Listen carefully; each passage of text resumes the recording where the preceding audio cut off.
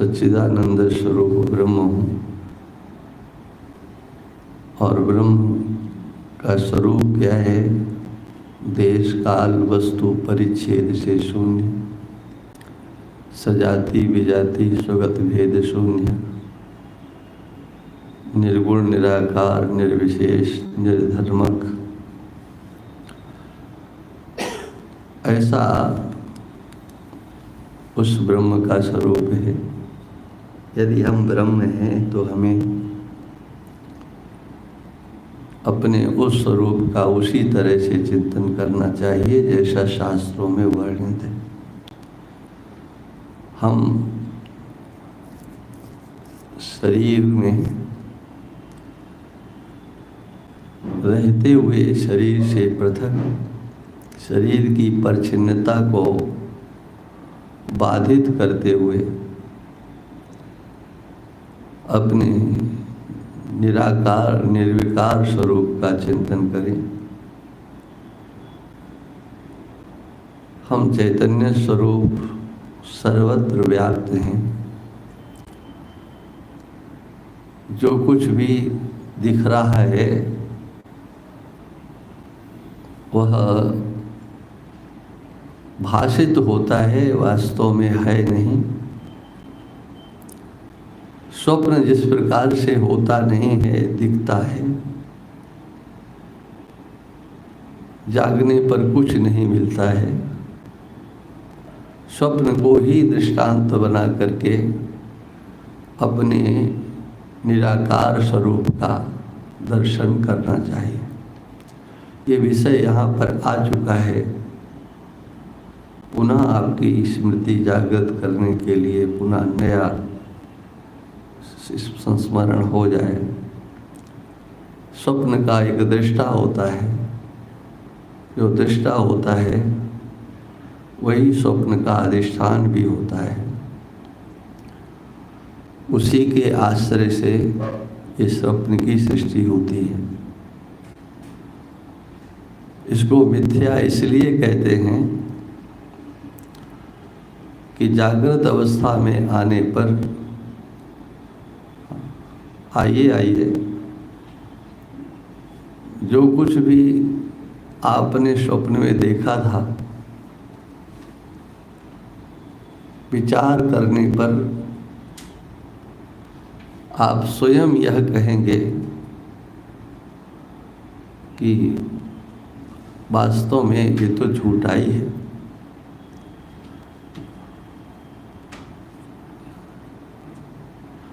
स्वामी शंकरानंद जी आकर बैठेंगे।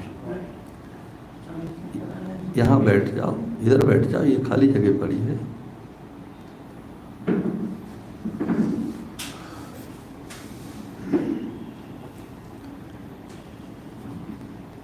वहाँ पर देश नाम की चीज नहीं है। जिस देश का आप दर्शन करते हैं स्वप्न में, आप अपने कमरे में हैं या कोई संत है वो अपनी कुटिया में है और उसने देखा कि हम तो वृंदावन में आ गए, यमुना जी में स्नान कर रहे हैं। जागने पर आपकी बुद्धि स्वयं ये सोचेगी कि हम कुटिया में ही जागे। हमारी कुटिया तो वृंदावन से 40 किलोमीटर दूर है, या हमारा घर तो वृंदावन से 100 किलोमीटर दूर है। जाने में समय लगता, हम वहाँ तक उड़ कर के जा नहीं सकते। हम वहाँ गए नहीं और हमने जो यमुना जी में स्नान किया तो स्नान करने पर हमारा शरीर गीला होना चाहिए, कपड़े गीले होना चाहिए। वो भी सब कुछ नहीं हुआ और यमुना जी भी ऐसा नहीं है कि वो सब चलकर हमारे कमरे में आ गए हों। ऐसा भी नहीं होता है। माने अनेक प्रकार से आपकी बुद्धि ये विचारती है कि जो हमने देखा था वह वहाँ था नहीं, न तो हम वहाँ गए और न वो स्थान चल करके हमारे पास तक आ पाया। वृंदावन भी हमारे कमरे में नहीं आया और हम भी वृंदावन नहीं गए। आपने कभी वृंदावन देखा, यमुना देखा, स्नान किया, वो तो सब ठीक है, उसी के संस्कार उद्भूत हुए, वही वृंदावन तो जागृत में देखा वही स्वप्न देख रहे हैं। लेकिन स्वप्न का जो वृंदावन है वो सच्चा नहीं है, वो संस्कारों से उत्पन्न हुआ है। या इसी प्रकार से और भी आप अपनी बहुत सी परिकल्पनाएं कर सकते हो।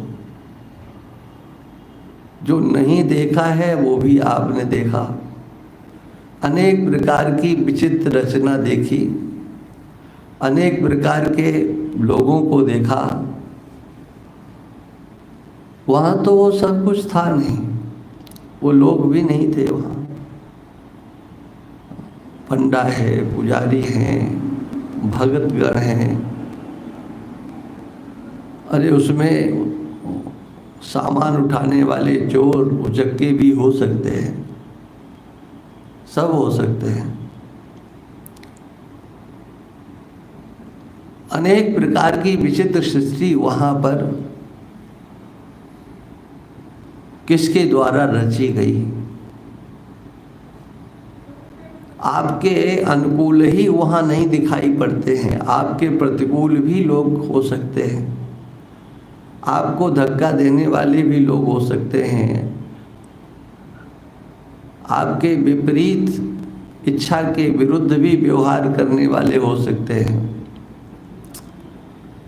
जो कुछ भी आप देखते हैं अनुकूल या प्रतिकूल, सुख या दुख, इस सब में आप कहाँ थे? आपके द्वारा रचना क्या की गई थी? अच्छा, वहाँ पर आपको झूठा कुछ नहीं लगता है। वहाँ आपको उन व्यक्तियों से, वस्तुओं से दोनों प्रकार का अनुभव होता है। सुख का भी अनुभव होता है, दुख का भी अनुभव होता है, अच्छा भी लगता है, बुरा भी लगता है, सब कुछ वहाँ होता है। ये नहीं है कि नहीं होता है। अब वहाँ कोई उपदेश करे आपको कि ये दुनिया झूठी है, तो आप मानोगे उसकी बात? अरे हम जमुना जी नहा रहे तो दुनिया झूठी कहने के लिए आ गए, वो सच्चा लगता है, उसमें आप जो है आनंद ले रहे हैं। कहीं सुख है, कहीं दुख है, कहीं मोह है, सुख दुख मोहात्मक ये सृष्टि चल रही है। ये आपको दिखाई पड़ रही है।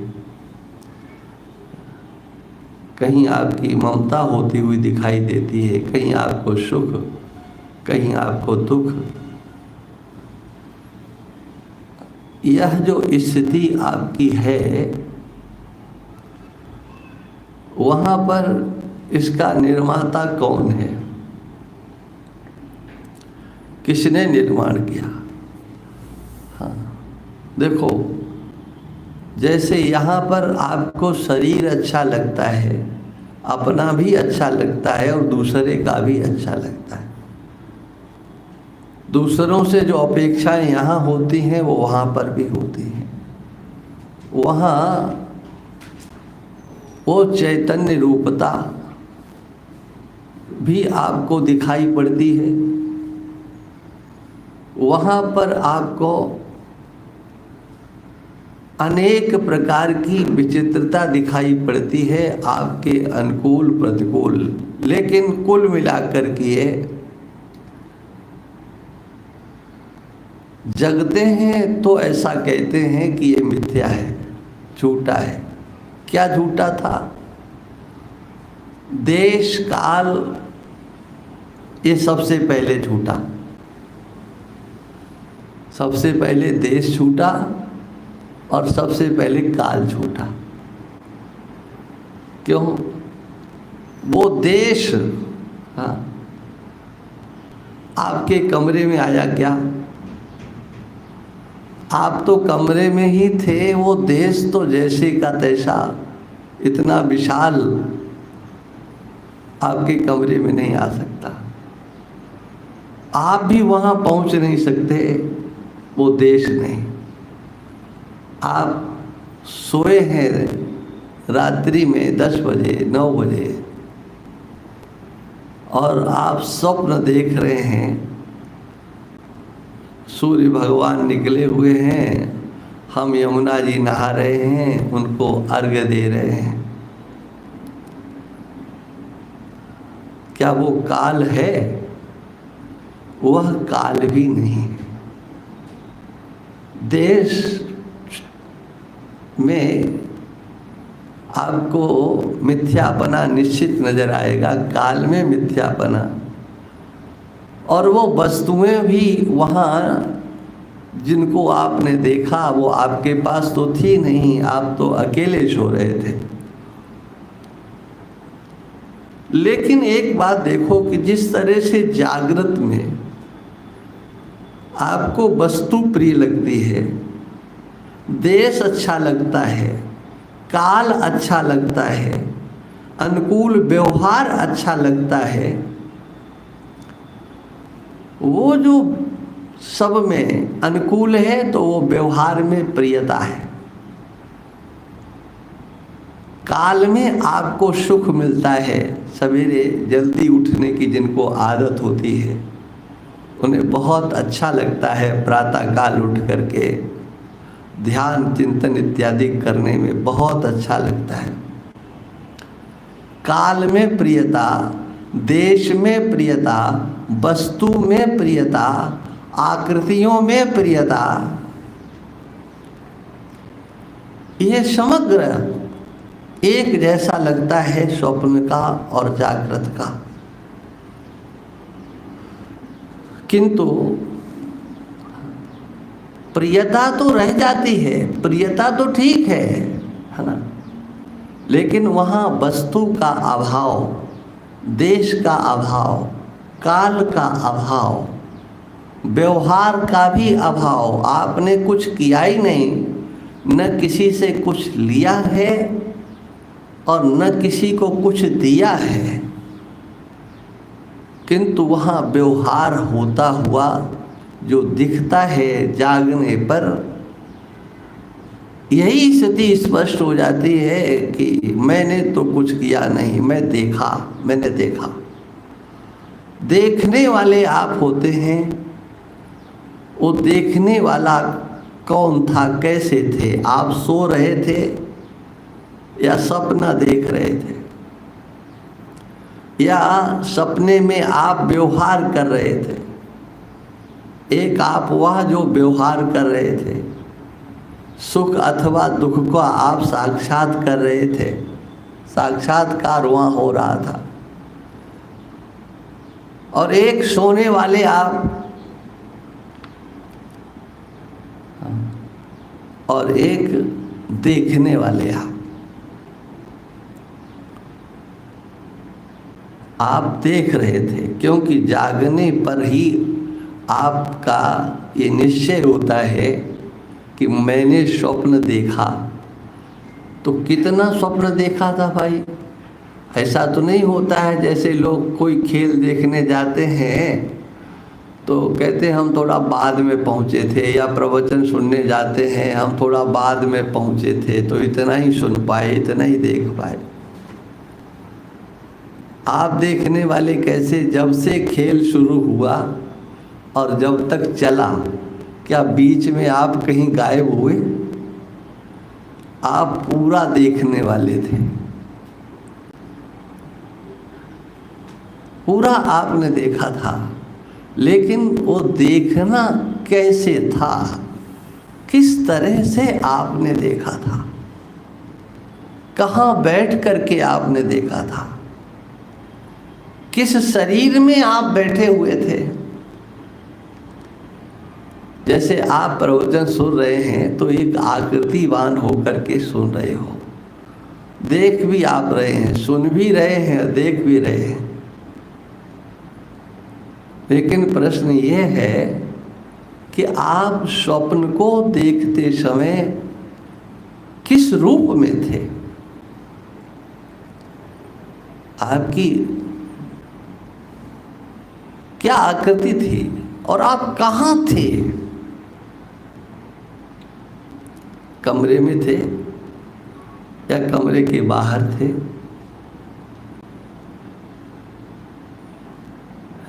कहाँ थे आप उस समय जहाँ स्वप्न था। उस समग्र स्वप्न में किस कोने में आप बैठे हुए थे। एक गंभीर विषय मैं इसलिए कह रहा हूँ कि ये बहुत आवश्यक है, देखना बहुत आवश्यक है, समझना। ये वेदांत का विषय है और इसका संबंध आपके अपने स्वरूप से है, अपने आप से है, किसी अन्य से नहीं है। आप पुरुषाकृति में स्वप्न में हैं और आप देख रहे हैं कि एक महात्मा आ गए, उनको भोजन करा दिया, आपने देख लिया। कोई ब्राह्मण देवता आ गए, उनको आपने गौदान कर दिया, आप वो भी देख रहे हैं। हाँ। वो आप अपनी आंख से ही देख रहे हैं कि अमुक आया और अमुक चला गया।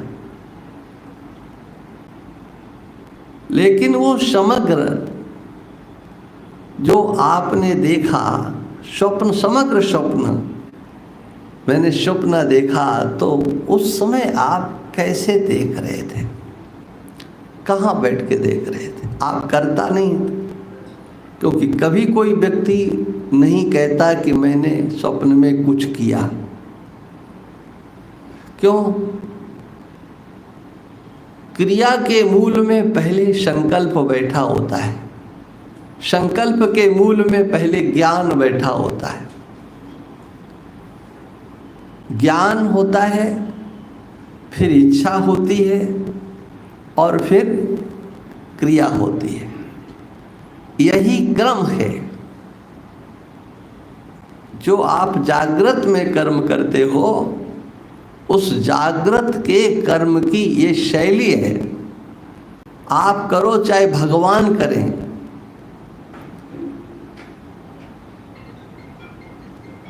कोई भी करे, चाहे भगवान कर्म करे और चाहे आप कर्म करो। ओम नमो नारायणाय स्वामी जी। कर्म करने की जो स्थिति है वो यहीं से है। जो आप करना चाहते हो उसका ज्ञान आपको होना चाहिए, और ज्ञान आपको है और इच्छा नहीं है तो क्या कर्म होगा। इसलिए ज्ञान के साथ इच्छा चाहिए। ज्ञान और इच्छा के बाद में तदनुसार कृति चाहिए, कर्म चाहिए।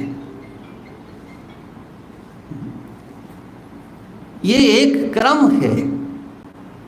किसी भी कर्म करने का एक तरीका है। व्यवहार में देखो चाहे परमार्थ में देखो, तदैक्षत, उसने ईक्षण किया, माने चिंतन किया। पहले ज्ञान से उसने ईक्षण किया, चिंतन किया। जैसे कोई वस्तु बनाता है,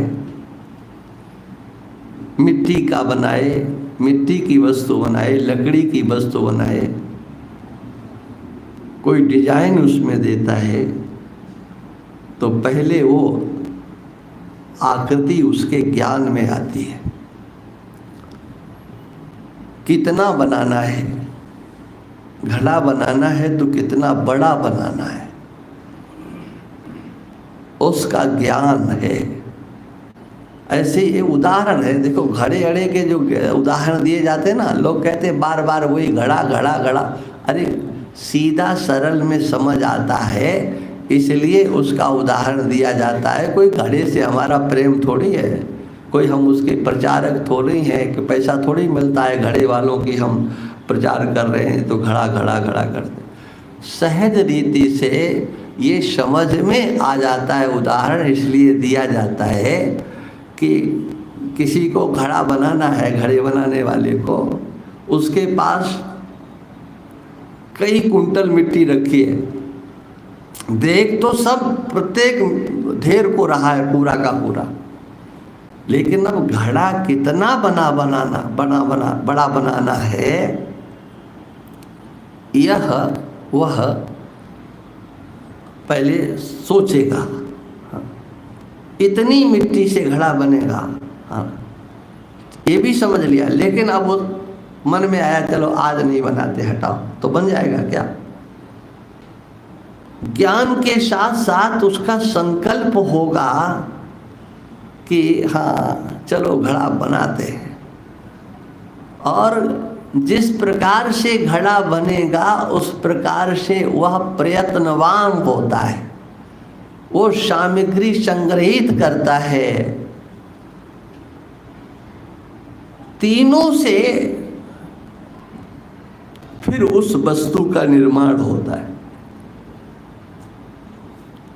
ये मैं किस लिए कह रहा हूं कि आप ज्ञाता थे स्वप्न के, स्वप्न में ज्ञाता है, लेकिन बताओ इस स्वप्न की सृष्टि का ज्ञाता कौन था? किसने संकल्प किया कि अब हमें स्वप्न की सृष्टि करना है ना? उसका ज्ञान किसे था? इच्छा किसके अंदर हुई और वो रचा गया? ये सब कहाँ ये सारा खेल हो रहा था? आप दृष्टा तो थे, लेकिन आप कहाँ थे? किसको देखा आपने? हाँ। आपने सब कुछ देखा, लेकिन ये बताओ क्या रचयिता को भी आपने देखा?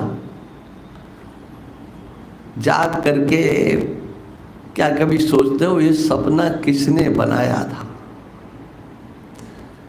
कौन इसका रचयिता था? कहाँ बैठ करके उसने इसकी रचना की? क्या सामग्री थी उसके पास में? कैसे रचना हुई? इस स्वप्न का खेल इतना हल्का नहीं है जितना हम समझते थे। सब सपना है, उमा कहूँ मैं अनुभव अपना, सत हरि भजन जगत सब सपना। ऐसे सपना नहीं हो जाता। अरे सपना करने के लिए पहले सपने को समझना पड़ता है कि सपना है तो कैसे।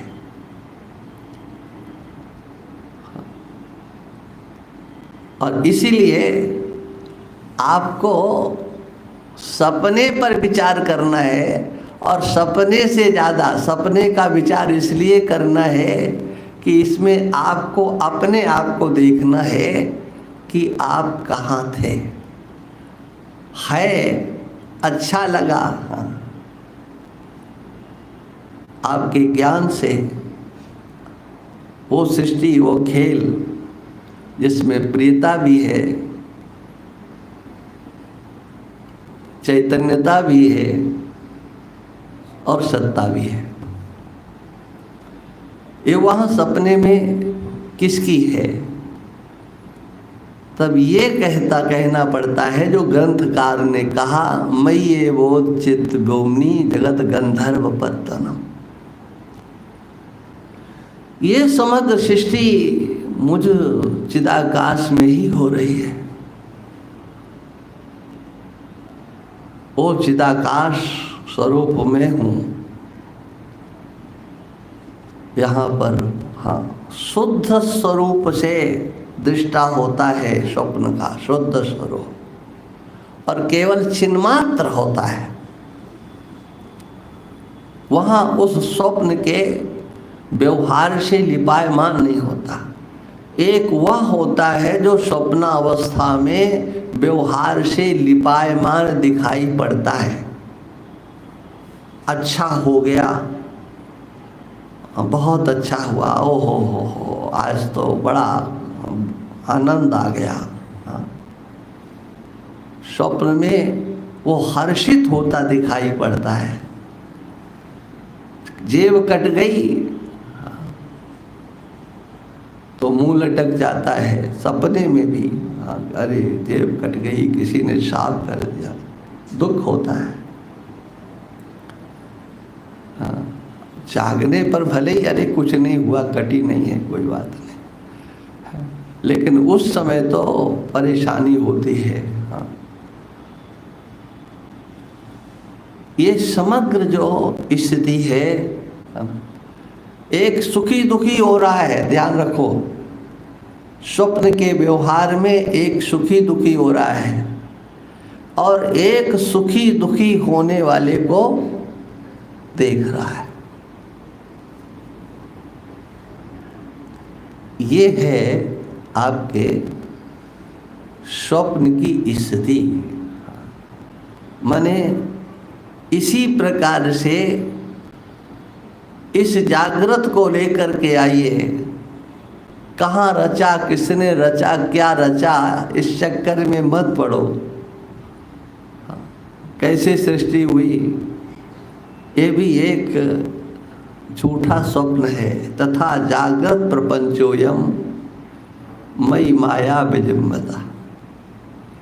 जैसे स्वप्न का प्रपंच मेरे माया का खेल है, ऐसे ये जागृत प्रपंच भी मेरे माया का ही खेल है। माया अतिरिक्त और कुछ नहीं है।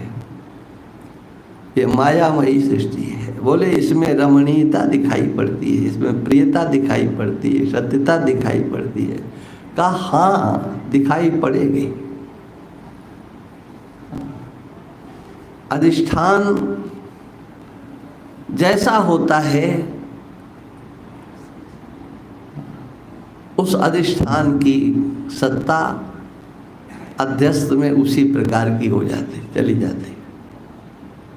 रस्सी टेढ़ी मेढ़ी पड़ी हुई है, तो बताओ आपको जो सर्प दिखाई देगा वो क्या सीधा सीधा दिखाई देगा?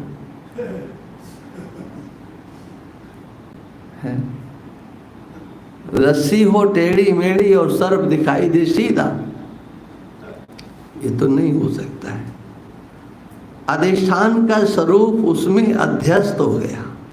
हाँ? वो तो यथावत है, कुछ हुआ नहीं है, लेकिन उसी में परिकल्पना हो गई। उस अधिष्ठान ने तो कुछ किया ही नहीं है, लेकिन अधिष्ठान के न कुछ करने पर भी वो अध्यस्त वस्तु आपको शोक भी दे देगी, मोह भी दे देगी, दुख भी दे देगी। कौन? मिथ्या वस्तु।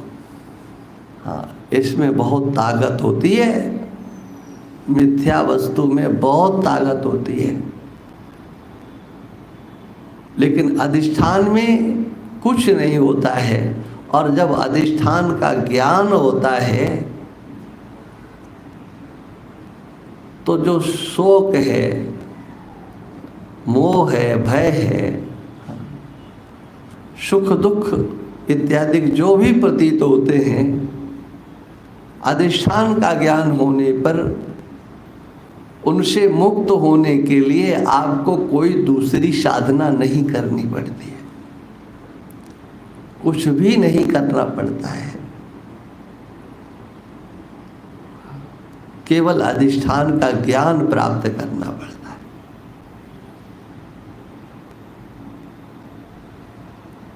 शोक मोह भय से निवृत्ति के लिए आपको कुछ नहीं करना है। बस यही कहानी है, स्वस्वरूप का ज्ञान हमको हो, अधिष्ठान के रूप में हो। व्यवहार कहाँ क्या कैसे हो रहा है उसमें दिमाग लगा लो, क्योंकि व्यवहार बिना दिमाग के नहीं होता है। लेकिन व्यवहारातीत जो हमारा स्वरूप है उसमें कहीं व्यवहार नहीं है। हम दृष्टा हैं तो दृष्टा हैं, उसको साक्षी कहो, दृष्टा कहो, ज्ञाता कहो, लेकिन हमारी कोई आकृति नहीं है। हम निराकार हैं। आकाश की तरह से, आकाश में जड़ता है लेकिन हम चैतन्य घन है, वहाँ जड़ता का प्रवेश नहीं है। हम ज्ञान स्वरूप हैं।